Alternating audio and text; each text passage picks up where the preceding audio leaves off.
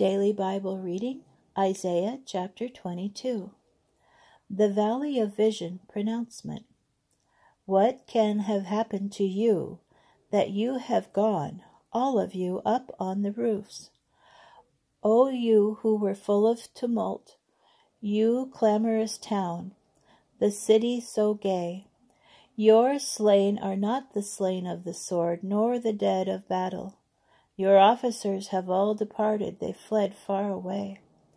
Your survivors were all taken captive without their bows.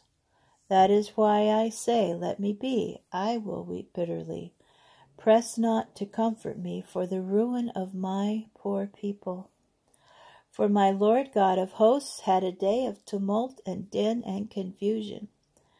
Kir raged in the valley of vision, and Shoah on the hill.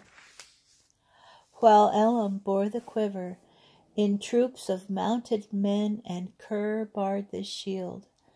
And your choicest lowlands were filled with chariots and horsemen. They stormed at Judah's gateway and pressed beyond its screen. You gave thought on that day to the arms in the forest house. And you took note of the many breaches in the city of David. And you collected the water of the lower pool. And you counted the houses of Jerusalem, and pulled houses down to fortify the wall. And you constructed a basin between the two walls for the water of the old pool. But you gave no thought to him who planned it. You took no note of him who designed it long before.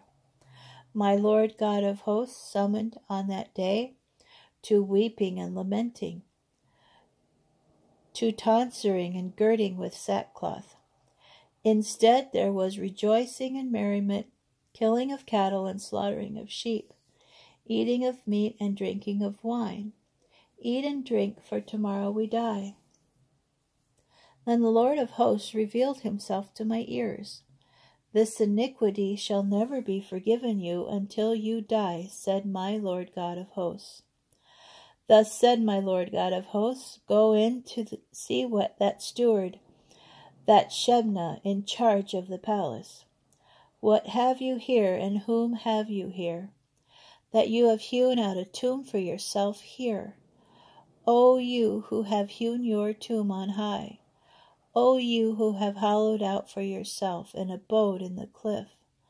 The Lord is about to shake you severely, fellow, and then wrap you around himself. Indeed, he will wind you about him as a headdress, a turban, off to a broad land. There shall you die, and there shall be the chariots bearing your body. O shame of your master's house!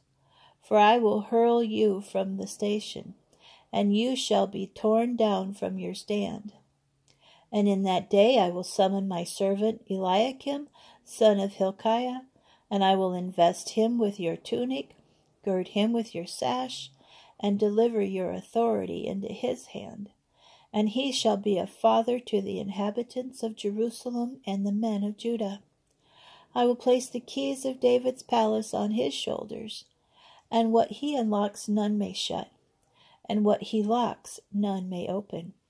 He shall be a seat of honor to his father's household. I will fix him as a peg in a firm place, on which all the substance of his father's household shall be hung. The sprouts and the leaves, all the small vessels, from bowls to all sorts of jars. In that day, declares the Lord of hosts, the peg fixed in a firm place shall give way. It shall be cut down and shall fall, and the weight it supports shall be destroyed, for it is the Lord who has spoken it.